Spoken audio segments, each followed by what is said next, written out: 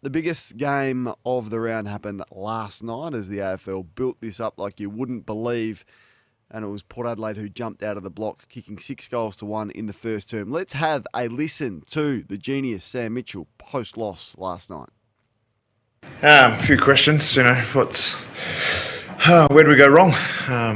They obviously taught us a bit of a lesson tonight, and we got a bit torn, where they're a side that obviously there was a bit riding on the game, and we would have loved to have played much better than that. And the first half of that game was unacceptable and not the way we want to play, not the style and level of gameplay that we try to produce, and I'm trying to work out why.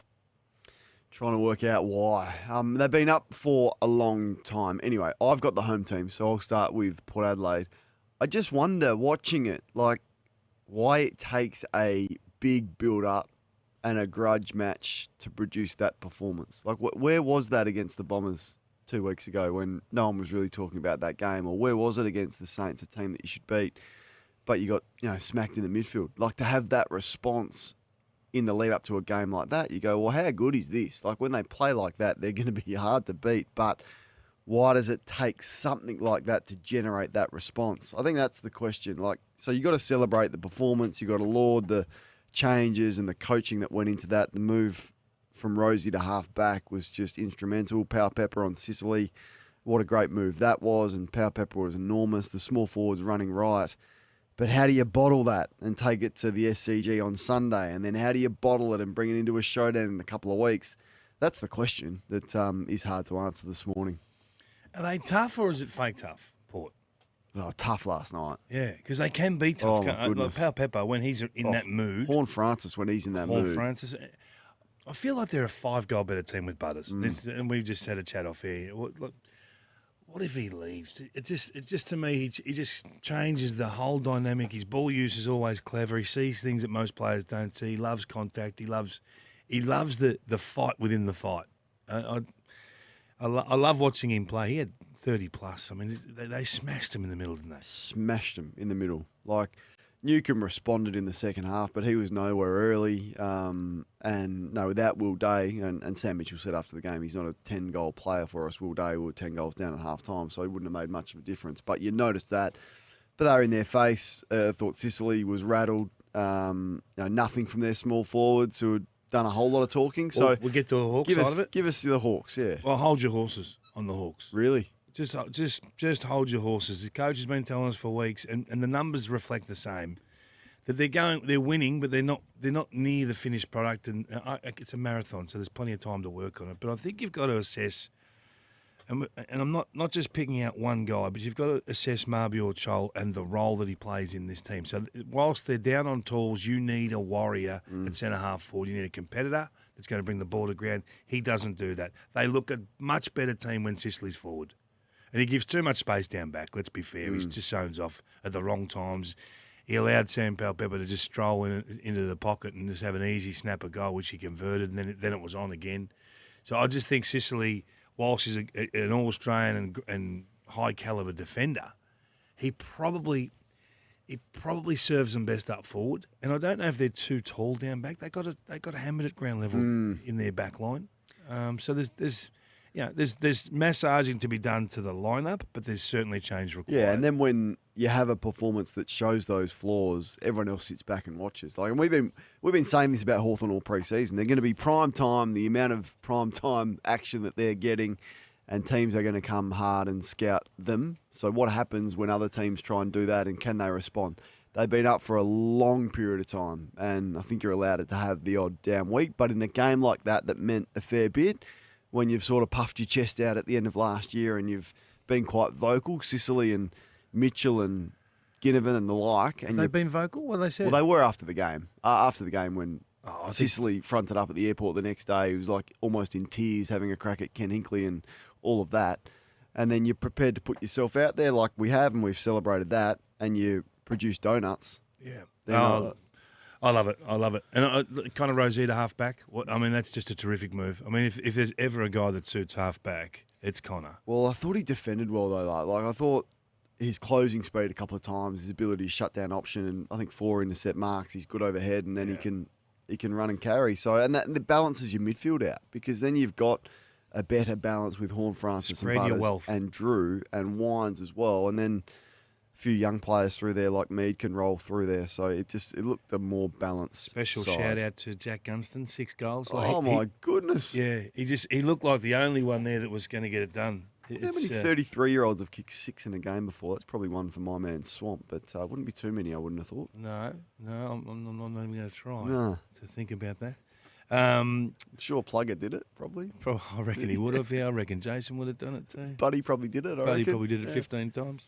But apart from that, not many. Horn Francis, you want to give him a special shout out? No, Because it was embarrassing in the rooms after the game. Yeah, I was in love. Eh? Yeah. I mean, he started slowly, and we discussed him at length on this show.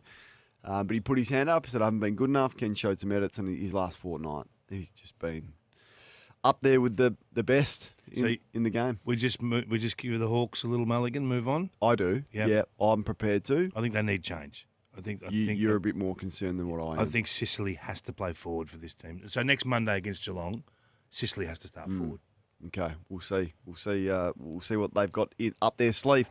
Let's move on to Essendon and Melbourne. I think I've got the Demons. I hope that's right. Yeah, good, because Ollie's just got it round the wrong way on our Google Doc. Jeez. 11, 9, 8, 6 and 8. That's their goal tally across the first 5 weeks of the season. And this team is totally unwatchable, Kingy. And I think it's time we need to talk about a full clean out, like from coach, assistants, list managers even, and some big name players, because you've got to rebuild around the promising kids. And I think it's the biggest storyline this year. I think the Demons are the biggest story this year, and their inability to evolve this game style to the point where they are now an unwatchable team. Unwatchable. That was a disaster in every way.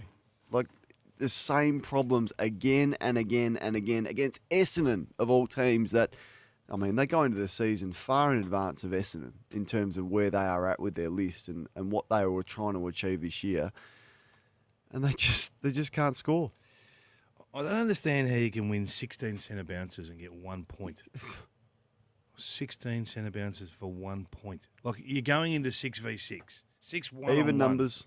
And usually there's 3 that high. Cozzy's in the forward 50. Well, I don't care if you've got the 6 worst players in the comp inside 50, right? You're still going to score 3 goals. You still should get something from 16 in there, yeah? 16 opportunities, and you couldn't get 1 goal. You're right. It is a strange situation, because the more you look at them, the more you think, well, nothing's really changed for the last 60 games. Nothing. Forward of centre. The only thing that's changed is their stoppage dominance has evaporated. Well, their mids don't threaten you anymore. They could have always relied on that. It doesn't even worry you anymore if you lose clearances to the Ds. Gee, it's a long 5 years left of Clayton Oliver's deal. He looks shot. Yeah, but we've gone both ways on him in the last 4 weeks. I don't know if I have. Oh, I think you were pretty glowing early. I don't think I was. The first couple of weeks? Well, he looked good in his body, but I don't think I've been glowing of Clayton's form. Well, we only recognise what we see, and there's some problems there. There's no doubt about that. And in the end, if you're going to win 6 clearances and a dozen contested possessions like Clayton does, but you get nothing from them, you've got to start saying, well, what is actually the worth of that clearance? What is the worth of him getting that ball? I think they've got to prioritise some others. There's no doubt about that. And the one that I'm watching, and I don't want to talk about him every week, is Max. I can't stop watching Max, and I just feel like he's carrying the load again for this footy club. Always. It just looks heavy. They've done him no favours in terms of the mental load, the physical load. They try and bring Grundy in to help him. That doesn't work, and he's probably part to blame for that as well. But he just rucks 95% of the game, every game, and that is showing, and the wear and tear on him to the point where he now looks a little bit washed up, unfortunately, for the champion that he's been. So at half-time, they'd kick the ball inside 50 27 times. For what, 3 goals? Of all the guys that kicked it in there, only Langdon created 2 scores. Yeah. So guys like Petrarca has 5 opportunities. You go through the whole list, right?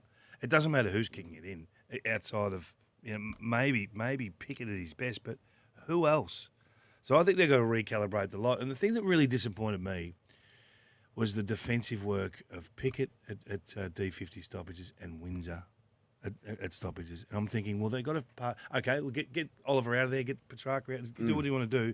But the guys you're going to put in there are not doing the job. So they got real problems. It's gone past having little chats and real conversations. And then at halftime, you know, what's the trump card? Well, we'll put Harrison Petty forward, the guy who kicked 9 goals for a whole season playing forward last year. I know he kicked one. He kicked one, but that's the trump card at the moment. So, yeah, how this club handles the next couple of weeks is going to be really interesting because they're the biggest story of the year. Get Oliver 50-50 forward on ball and just Can hope he play forward. Well, though? you just got to find out. They've got to do something with him. They can't just keep rolling on like they are. It's going a long 5 years. And the other one as well, like, just give Jack Viney the extra 3 years because why? Just because the North were half interested in signing him. So, you know, we'll go and give Jack Viney an extra 2028 he's signed to. I mean, he's in the max camp. Like, champion, incredible load that he's carried for this footy club, but look shot. He got 2028 because they thought they were feeling generous and we'll just give you an extra 3 years for the sake of it. And we got angry Stephen May on the weekend, didn't we? Angry Stephen. I'll just get to the Bombers for a sec because just to let you cool down a little bit. You can watch Sam Durham play all day, my goodness. every day. How good is he? I love that sort of level of competitor. Just. And some guys, you look at him, you go, I'd love to have played with him. Yep. And he is that guy. I've talked a lot about Zach Merritt. The reversal of Dylan Shield and the remodelling of this guy as a clearance line-breaking midfielder is a credit to the coach and the coaching staff. So well done there. I think we have to recognise it's. I'm just putting a little asterisk. They're all talking about, we gave up 60 points last week and 57 this week. It was against Port Adelaide in a game of circle work, which no one could score, and Melbourne, who never scored. So let's just hold on that one. It should bank 3 in a row. They got the Eagles next week. Should bank 3 in a row. Yeah, I thought I said something wrong then. I thought I was 4 for a sec then. Put the VFL team out there and they'll get it done. Zach Reid had a sneaky good game, and Archie Roberts, he's actually becoming a bit of a player.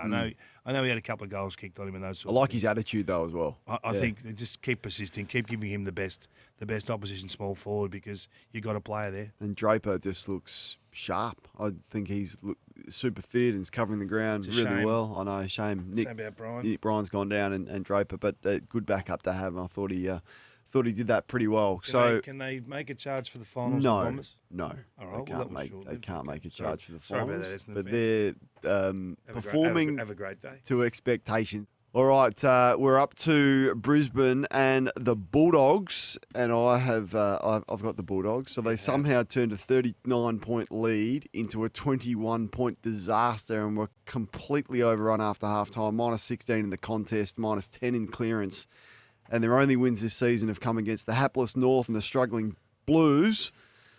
And all that positivity that we were speaking about the Bulldogs just shouldn't be. I think they've escaped a bit of scrutiny, the Dogs. Not from you. Well, no, clearly I'm doing every week. I'm doing my best. What do you mean? I'm doing my best to speak honestly about their performances. What concerns you? That they gave up 39 points. I get that. And got smacked. And they allowed Eric Hipwood to kick 5.5. When's he ever kicked 5.5 before ever? I can't recall it happening too regularly. If they get to 3-3, given their injuries at the start of the year, would you have not? Hearing about their injuries. They're a real discussion. There's one injury.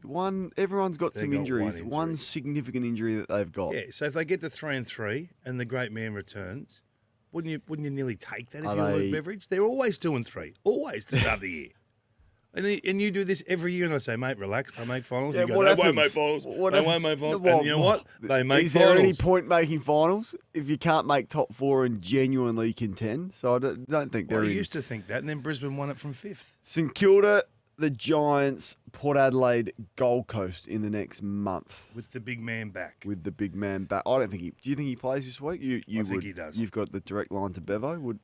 I haven't spoken to Bevo for 18 months. Keep tweeting about him and telling us how good he is. And I nearly rang him and said, play Bont last week. I must admit that. You've got the line, so I know you're impressed with. Before you leave the Dogs, right, I think in that first half when they set up that 39-point lead, it's as good of and you'll do the vision tonight. We didn't have first crack this week, which was a godsend. Their inside to outside game at stoppage was as good as I've seen for a long time. They scored 9 times from stoppage. They should have put the game absolutely to bed. They were inaccurate. But Libba getting the game played on the outside and drawing traffic was exceptional. And then in the second half, in the third quarter, it flipped. And the reason it flipped is because they started to win contests inside their forward 50. You generally don't you don't have a positive result with contested possession in your forward 50 as a forward group because you fight against extra numbers and it's just harder to outmark your opponent than spoil it, right? Simple as that. 12-2, the contests in the forward 50 for the Brisbane Lions in a quarter, plus 10 for a quarter. Bailey won some big ones. Rayner won some big ones. Their tools, Morris was good. Hipwood was good. Hipwood was amazing. And their smalls, they just win contests, right? So they corrected that in a heartbeat. I reckon Faye has given them a clip at halftime about loafing and just being really casual with their footy. So that plus 10 quarter, they've only had one quarter better than that in the last 800 quarters. You've pulled out some. I sort of consumed a bit of your work over the weekend, and you pulled out some big historical stats. We'll get to our mates later on. Yeah. I like the historical stuff. Yeah. I noticed that. Now, I want you to put this on Who's providing that little those find that nuggets? You're looking straight at him. You did not find that West Coast, that was their lowest. Give the credit to whoever's provided you with that I stat. may or may not have got a text from our man, the think you Hoyne. might have. May or may not. Thank you. I'm not sure. Thank you. I would have to have a look into my phone. Morning, Daniel. Let's have a listen to... Just before you do, I want you to write these 2 time codes down, and I want you to play them tonight. All right. Quarter 4, 17.50 for those playing at home. Quarter 4, 16.20. Ed Richards has a massive problem defending at stoppage. 17.40. 17.50 and 16.20. Have a look at it yourselves on your KO. You can bring it up at any time. It was only $1 Richards. to get KO put on board at the moment. Richards. They just gambled a little bit. They had to create something, and he was vulnerable twice in a row. And I think every team now will go to school on that. You see a vulnerability and you go after it. So, lots to like about what the Lions did. But that third quarter forward half work was outstanding. Winning in bursts is still healthy. All right, North Melbourne and Gold Coast. Well, Jesus. they're the worst defensive team last year, North. So I would have thought you would spend some time trying to work on that in the off season, in the preseason, and really buy in defensively. Offensively, they're fine, but they just concede 100+ every week. Every single week, apart from the Melbourne game where they were really good defensively. How can this team be so poor defensively? And it was Gold Coast mids who just went to town in the second half. Anderson and Rowell having some sort of season. But, I don't know why Clarko can't get buy-in for his team to defend the ground because every week it happens, Kingy, unfortunately. Yeah, I don't know. I mean, you're at a loss. You're lost for words. I see Caleb Daniel have 30 touches, and I think, you know what? It gets you 30, right? No worries. But is there any danger you can pick someone up just on go the way put through? Your arm across Ainsworth. One of them in the first quarter. Just put your arm across him. That was bad. That was his third one for the quarter, I reckon. That first quarter was the most horrible watch from a defensive point of view, and it's nothing to do with. I get in trouble when I talk about the Kangas, right? And people think you're being hard on the coach. I'm only hard on him. Last week I was hard on him because I didn't think he was genuine with us, right? And then you watch this week and you think, okay, now you got Zach Fisher and Caleb Daniel at halfback, and neither of them can defend. You can't have two there that can't defend. So he's got to make a choice, and they get good numbers. That's the problem, right? 27. They've had 60 between them. So. I just don't know in the end. So you got some feedback for your comments last week on... Yeah, and I will. And Clark goes on 360 tonight, and I probably was a fraction strong and probably didn't choose the words perfectly. But could you have said, notion, don't mislead us? Yeah. I mean, it's the same. They know. It's the same thing, isn't it? Yeah, and in the end, you're just talking to your fans. So you say what you like, but gee whiz, at some point it has to turn. His version of events is they were in this game for 2.5 quarters, which they were, but the start was so poor. You have to play catch up, and then you run the ground. I'll tell you what, I think we are seeing, and I know you won't agree with me on this, but I think Matt Rowell could be the best centre bounce player I've seen for 20 years. Oh, I'm not going to argue strongly against it. 8 he had on the weekend. 8. When it becomes 3v3 at ground level, no one can go with him. He had 14 score involvements. Now, you're the historical man who's pulled stats out of his backside for fun for the last 12 years. What do you need? What's the most score involvements he's ever had? Oh, I could find that for you. Can you Yeah. So he's changed his game. And then this is what I'd sort of been asking for. Like, he'd been everything that you said that he was, an inside beast, but the way that he's changed his game to impact score. He's driving now, his legs, mate. Driving his legs. It was always going to come. Yeah, well, and it has arrived. He's a different player this year than what he's ever been in the past. Well, you got to give him. He is. But you were in a hurry to get him to be the finished No, product. I just said You they were need to look too after impatient. him, and he needs to get some easier ball, and he You were needs to impact the impatient. score. You got to let players develop. Oh, it's been a little while. But he's already a high caliber It player. was a high and I never said that he wasn't. No. And I never said that I didn't love and respect the way that he went about it. But he needed some string to his bow that he's now got. And this is an unbelievable season that he's putting together. Over the last 5 years, can I just give you the last 5 Yeah. years? You want more than that? No, the last 5 years is fine. His previous best was 11. Yeah. So now he's 14. had a 14. Smashed it. Yeah, and I think there'll be a few that have 14 So this is against the so Kangas. this is when you're Luke Davies-Uniacke, okay, and you put your hand out for 1.3 and you get your 1.3 for 7, he's going to get paid regardless. When you do that, you've got to go toe-to-toe with this guy when the game is on the line and deliver. And when you don't deliver and you have one touch in the last quarter when the game's on the line, as good as your first half was, we are now allowed to judge you with Dustin Martin type money. And when you're up against Matt Rowell and Anderson at stoppage and you get beaten, we're going to be critical of it because you put your hand up for 1 point. You're almost the highest paid player in football and you didn't get it done. And there'll be some edits there that he won't want to watch as well. So that's the responsibility that he's going to have to live with. And yeah, he wasn't able to cope with that. No, and they need to correct their defensive 50 stoppages, the Kangas. Another 4 goals on the weekend. There's so many just little things that are off that you start thinking, okay, well, why should we just have confidence it's going to correct? So, look, I marvel at what the Suns have been able to do, though, and it has happened pretty quickly. And Dimmer's 80% of the list discussion it's a valid one today. He was a priority pick, wasn't he, Mario? Yeah, they couldn't do it. No, pick one. One and two was Rowell and Anderson. Yeah, I think one of them was a priority. Yeah, they gave him pretty handy handout. So when you look at the Suns, what do you think is the area that they need to work on to be a genuine contender? I don't know if I think they're a contender now. Right. I said this a couple of weeks ago. I don't know their ability to score off turnover now is just increased significantly. Maybe I've got a question over Walter and Reed going to get it done in the front halfway. Are you a fraction too tall? But I think both are important because Reed's ability to second ruck. That King's arrived as well a little bit, and is Ben Long the best underrated player in the comp? Well, I think a lot of people are starting to talk about him now because of your man. Who's my man? Well, Hoyney's put it on the agenda with where he's rated in the game. So yeah, I don't know if they've got a weakness. I think they can win it. I think they can. They can win it. Yeah, I like that. they're one of 5 teams that can win it, I reckon. All right, Carlton. I'm interested in the 5. You couldn't just give them to me, could you? Well, I could. Yeah, the Giants can win it. Brisbane can win it. Hawthorn can win it. Gold Coast can win it. Geelong can win it. There's 5. Okay. Probably the 5, I reckon.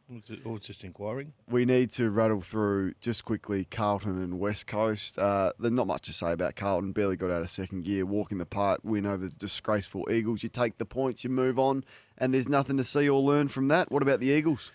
Well, I think the coach has to take some responsibility for this. If you put players who can't win contested footy at a contest, you have the result you have. 77 contested possessions is the lowest for a team in any given game Ever. for over 5,100 games of AFL football. That's amazing. 5,100 games. So that goes back to the 18-year-old Giants and Suns. It's got them all. Everything. 77. Yeah, it is Goes back awful. to Port Adelaide Tarps in 2011. It involves the tarps. Yep. So it's as bad a performance as I've ever seen. We So couldn't beat the bye there for one point, and that even eclipses that.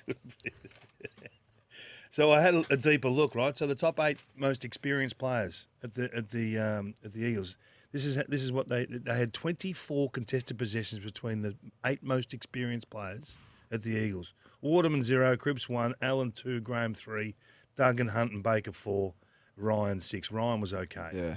If you're going to play Harley Reid 90% defensively in the back half of the ground, whilst they're getting mauled in the middle, I think you have to take some responsibility. Graham whilst he's not a superstar player, if they're not getting it done in there, you've got to throw him in. You can't have him forward. And Jimby the same. Like, you can't allow the game to roll on like that. Minus 59 contested percent. Like, that's just uncompetitive.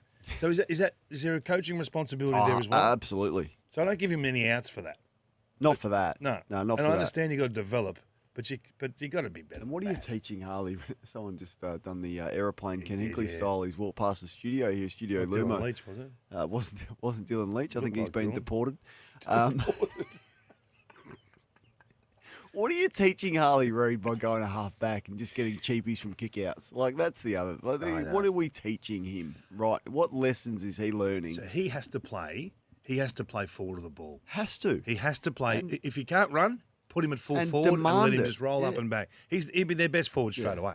Well, in the end, it was convincing. I think the last quarter scoreline probably distorts how close the game was in the end. I thought the Giants were clearly the better side, Kingy, but their style of I play didn't think stacks clearly. up. I didn't You think don't clearly. Not clearly.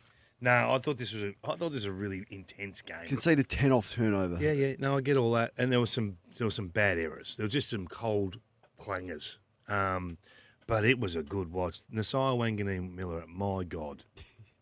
Just strap you're in yourself love. in. Well, they can't lose him. Yeah. Well, I am in love with the way he plays, but when he gets the ball, the game changes. And I know Sinclair's had 26, but Nasai's 24 were far more impactful. He's kicked 3. There were times, I think he came back onto the ground, right? He was supposed to go in the middle, and they had too many in there, so he just went forward. 30 seconds later, he kicks a goal. Yeah. You think, oh, hang on, Yeah. we haven't even tried that, right? So I think there's so much scope for this guy to be moved around and given different opportunities. But they played pretty well, the Saints. And the margin doesn't reflect how good a game this was. And to talk about the Giants for a moment, if you're talking about role mastery, this is it. What you're seeing, everyone just does their function in the team. The guys who win it back, like they don't try and dribble the ball down the court, right? Yeah. They give it to the Lockie Ashes and they give it to the Whippets, Whitfield's out of the back line and they go. Callahan's always back to support, and then they take it forward, and then the forwards take over the game. Darcy Jones was terrific. They got a little small fleet that's going to be hard to claim. Toby's got his power back. Harvey Thomas Yeah. is going to be a Yeah. player. My God, I know they're small. I get that they're small, but they've got a function in this team, and they do it beautifully. Yeah. And Toby was terrific. Kicked Toby's his always 5 and terrific, just had his burst and his power back. They're doing that thing again at full forward. Hogan and Yeah, Cadman. they love that. And the opposition just They can't. got no for idea whatever what to reason, do. they just can't get no through idea. it. No They idea. get the matchup that they want. All right, Collingwood and Sydney. Well, I mean, it feels like a lifetime ago, this game. But just Sydney, so many questions to answer out of this. But Collingwood looked terrific. Their ability to get the ball from the inside to the outside was exceptional. And speaking of playing their role, like their high half forwards just play the role to perfection. I thought they defended really well. And it was a statement performance, I thought. I'm not sold on Collingwood and their prospects as the year gets longer, but right now, hard to be critical of anything they are doing. That was a comprehensive win against what I thought was a good side. Yeah, and just don't put a line through him because of age. If you didn't know how old Steele Sidebottom was, you'd think he was 22. Like he's playing some brilliant football at the moment. Dacos had a lot of footy. I didn't think he was as impactful as guys like Ned Long. I mean, I'd never seen that from Career Ned Long best. before. It was an amazing performance, and you're spot on. Bobby Hill, I don't know whether some weeks you get good Bobby and some Yes. weeks you get bad Bobby. When you get good Bobby, it is Frightening. show-stopping. It is frightening. He's a showstopper, Good Bobby. Bobby is frightening. Good Bobby Yeah. is crazy good Bobby, right? To use a Dwayno. But look at the Swans. If it's not Heaney and if it's not Warner, then who? And it doesn't look like it's Warner at the moment. Heaney was terrific, but Chad's not moving the way that we saw him move last year.